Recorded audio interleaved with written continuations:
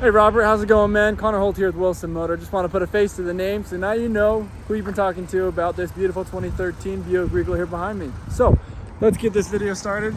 I'll back it out. We'll start up here on the front. You've got the wonderful Buick grill. This is a 10-year-old car, technically 12-year-old car, I guess, being 2013. You're gonna have the different lines in there. That's kind of what they did back 10 years ago. Bright lights, you're gonna have LEDs, which are awesome. So your daughter's not gonna be able to have to worry about not being able to see on the roads, especially down south where the highways are just those 2-lane roads. She'll be able to see everything down there. On the front, you're gonna have 4 parking sensors here. So she's getting close to parking things. She's not gonna hit anything because it will beep and let her know where she's at. On the sides, I really haven't seen very many scratches, dings, or dents. I mean, there's a couple little small things down here, which could just be that we need to, oh, I lied. Right there is a little bit kind of breaking right in that spot. That's just a plastic piece, trim piece there. There's this little white spot here too. That is, it looks like it's like a little door paint on there. And I can get that, I should probably be able to get that out with some adhesive remover on there. Just normal mirrors, nothing fancy about them. We don't have any like blind spot protectors or anything on those, just because it's a little bit older vehicle. But it does have a key fob, and so there's this cool button on all 4 doors, which you can actually unlock or lock the vehicle as you are walking up to the vehicle. Here's what our Buick wheels look like. Aluminum alloy. They've got some weights in there to keep them all, I'm trying to think what the word is. Balance, I guess. You got the weights right down there to keep them balanced. And this is what our tread level looks like on the tires. A decent amount of tread level, you don't have to worry about changing it out too soon. Here on the right side is where the gas is at. Just click it in, you can click it back in place and lock it again.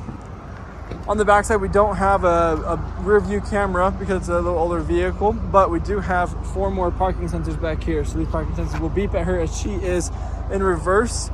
That way she doesn't hit anything on the back side either. You got the Buick name, you got the Buick symbol, you got the Regal, and you got the GS being the trim level. Under the Buick symbol, there's a little button here you can push, and it's going to pop up in the trunk just like that. And they have a little fishnet here, kind of to be able to keep things locked up. Under here, there actually isn't a spare. It's a little system to be able to inflate the tires again. So if she gets stuck on the road, she can inflate tires and hopefully be able to be good to get somewhere where they can get a new tire on there fixed for her. Here in the back seat, so we are all black leather seats in there, as you can see. We have a little bit of storage here in the door, not a whole ton. You have automatic windows in all 4 windows.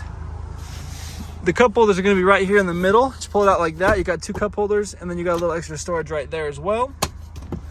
And then you've got vents here for the air in the back, and you also have a 110 outlet down here for charging phones and other things like that. There is also a seat pocket back on the passenger and the driver's seat as well to store little things in there too. And then up here on the front side, kind of going over some different of the features that we have here on the front. So we've got our mirror controls here next to our driver's door handle there. You got the 4 automatic windows. You've got child locks with the window lock there. Over here is going to be our headlight controls. We have a brightness of the cluster up here as well. You got the adjuster for the steering wheel, and down here is where your hood latch is at. If we look up on our cluster, we're going to have on the left side the RPMs, the right side is going to be the speed. You got the engine temperature and the fuel level here, and then you got information here in the very middle, which you can change. So like right now it's showing is the speed. You've got the miles beneath it, which is 78,922. Parking on the left, direction we're facing on the right.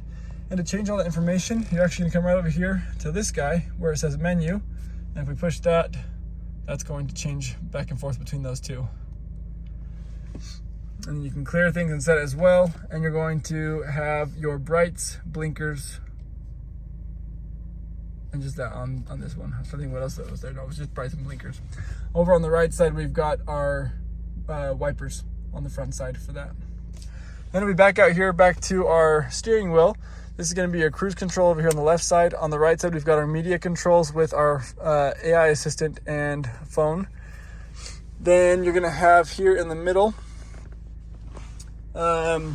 we've got, this is where we're going to turn the vehicle on and off because it is a push button start with the key fob. Here's what our key looks like. We've got unlock, lock, your trunk, remote start, and also your alarm. And I don't believe this is touchscreen. Oh, look at that. It actually is touchscreen. That's pretty cool. So you can use touchscreen, or you can use all of these buttons down here to be able to control it as well. Media-wise, you've got AM, FM, XM radio. There is Bluetooth, and there is also the aux cord that you can hook up to. Up here on top is where you're going to be locking the vehicle. You have your hazard lights and then the passenger airbag information. This is going to be able to turn off the beeping for the parking sensors if you don't want that. Let me zoom in there a little bit. You got your traction control, you got your sport mode, and you got the GS mode. And the GS mode is honestly, it's like a glorified sport mode. So that's what GS, glorified sport. So it's a little bit even more faster and fun to play with than sport mode is. This is going to show you can go back to home onto your system there. Like I said, these are all buttons you can use for your media and for this screen up there. Then you've got your climate controls down here on the bottom. The heated seats are right here for both the driver and the passenger.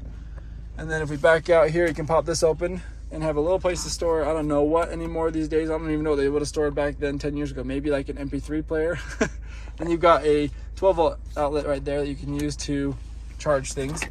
Here's how we're going to be going into parking and driving, or parking and drive and neutral and reverse and all that good stuff. And if we flip it over here to the left, now you're into a manual mode. So you can manually go up and down or keep it on the drive and be able to automatically shift. Here's your parking brake right here. Open that up, you've got two cup holders there. We open up the center console. We're gonna have a USB for charging with the aux cord outlet and another 12-volt charger and a little bit of storage right here in the middle. Down here we've got our glove box with a manual in there, so if she ever has additional questions, you can always refer back to that too. Up on the top, we do have a sunroof, and the sunroof, you have to hold it for it to open all the way up. It doesn't just automatically open up like the windows do, but it does open. And then you can also do the vent as well.